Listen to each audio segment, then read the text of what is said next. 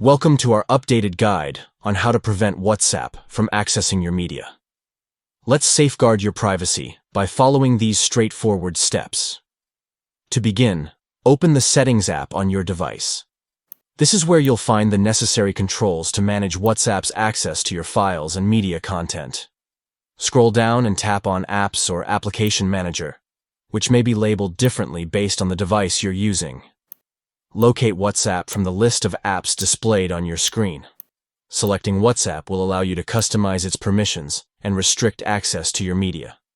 Tap on Permissions within the WhatsApp settings. This step is crucial in determining what WhatsApp can access on your device. Within the Permissions menu, look for the switch next to Files and Media or Storage. Toggle this switch on to grant WhatsApp permission to access your files if needed for functionality. If you prefer to prevent WhatsApp from accessing your media, simply select Don't Allow. By doing so, you're ensuring that WhatsApp does not have permission to access your files, enhancing your privacy and data security.